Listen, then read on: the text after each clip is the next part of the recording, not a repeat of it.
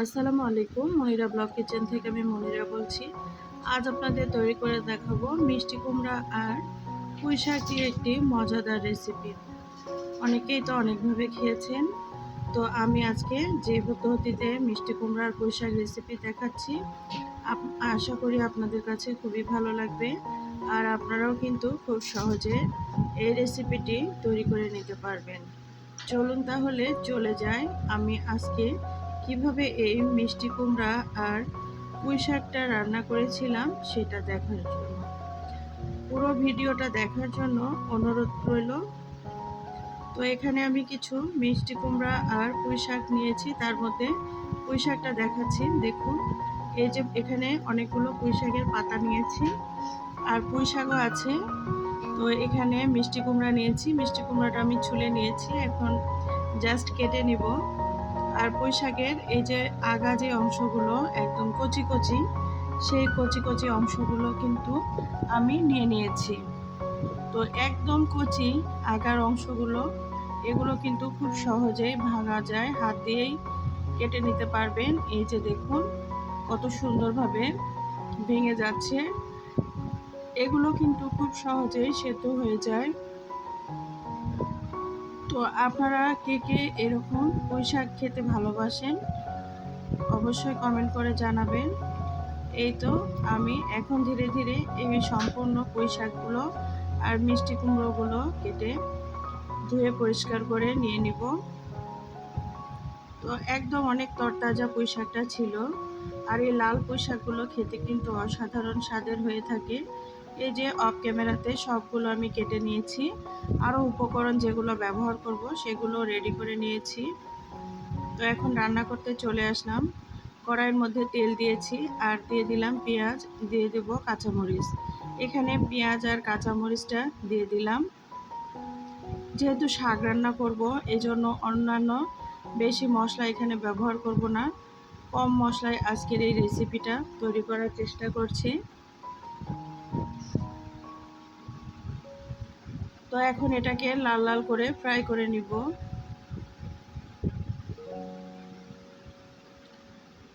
পেঁয়াজের যখন হালকা একটু কালার চলে আসবে সেই পর্যায়ে এখানে চিংড়ি মাছ দিয়ে দিলাম।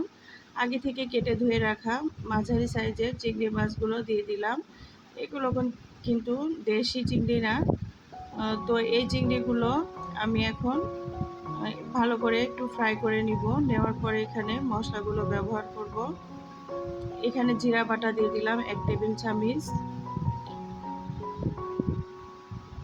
তো এখানে আদা রসুন বাটা দেওয়ার কোনো দরকার নেই, আদা রসুন বাটা ছাড়াই এই রেসিপিটা তৈরি করব। লবণ দিয়ে দিলাম, হলুদ দিয়ে দিব, মরিচের গুঁড়া দিয়ে দিব, আর কিছু এখানে ব্যবহার করব না।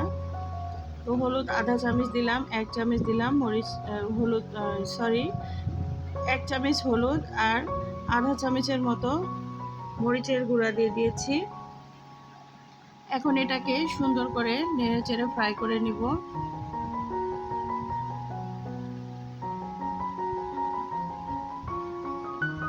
তো পানি দিয়ে মশলাটাকে সুন্দরভাবে কিন্তু কষিয়ে নিতে হবে। মশলাটা যত ভালোভাবে কষিয়ে নিতে পারবেন, তরকারির টেস্টটা কিন্তু তত ভালো আসবে।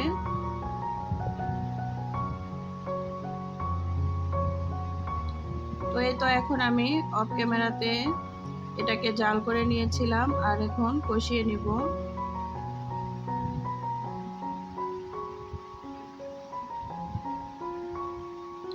এখন আগে থেকে কেটে ধুয়ে রাখা পুঁই শাক আর মিষ্টি কুমড়োগুলো দিয়ে দিলাম। তো মিষ্টি কুমড়ার পুঁই শাকগুলো দিয়ে একটু নাড়াচাড়া করে ঢাকনা দিয়ে ঢেকে এটাকে জাল করে নিতে হবে। তো এতগুলো শাক দেখা যাচ্ছে, এগুলো কিন্তু কিছু সময় পর যখন একটু সফট হয়ে আসবে তখন দেখবেন পরিমাণে অনেক কম হয়ে যাবে।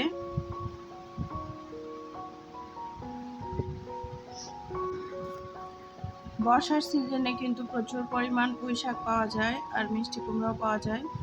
তো মিষ্টি কুমড়ার পুঁই শাক দিয়ে রেসিপিটি তৈরি করে খেয়ে দেখবেন, ভালো লাগবে।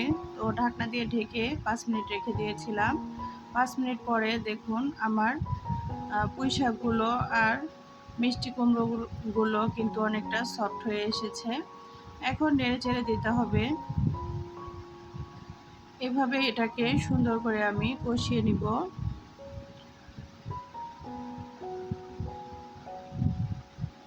পুঁই শাক থেকে কিন্তু অনেক পানি বের হয়, তো এখানে যে অনেকটা পানি বের হয়েছে, এই পানিগুলো দিয়ে কিন্তু অনেকটাই সেদ্ধ হয়ে যাবে। তারপরও আমি কিছুটা পানি ব্যবহার করব, কারণ একটু ঝোল ঝোল রাখবো, যার জন্য সামান্য একটু পানি দিতেই হবে এখানে। একদম শুকনা করতে চাইলে পানির পরিমাণ বেশি দিবেন না, বা এই যে এখানে যে পানিটা আছে, এই পানিটা থাকা অবস্থায় ঢাকনা দিয়ে ঢেকে লো হিটে এটাকে জাল করলে সুন্দর মতো সেদ্ধ হয়ে যাবে।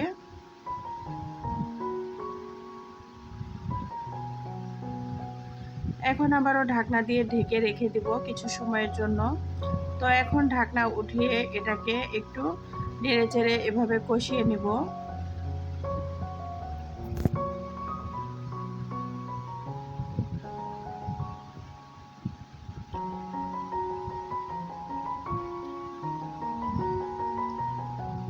পুঁই শাক কিন্তু অনেক পুষ্টিগুণে সমৃদ্ধ একটি শাক। তো আপনারা কিন্তু পুঁই শাক রেগুলার খাবারে রাখতে পারেন, এতে করে বিভিন্ন ধরনের পুষ্টির চাহিদাগুলো মিটে যাবে। তো এখন আমি এটাকে সুন্দর করে কষিয়ে নিয়েছি, দেখতেই পাচ্ছেন।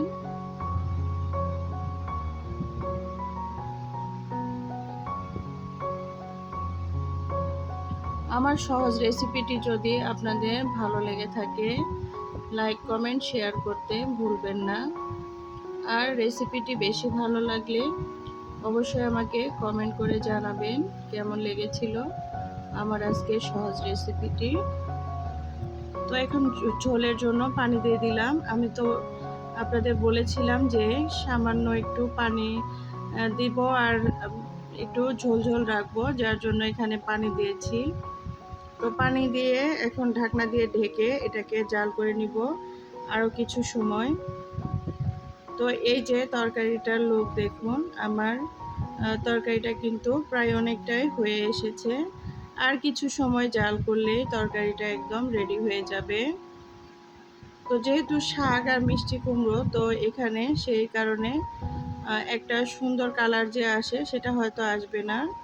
তো এই কালারটা এরকম এসেছে।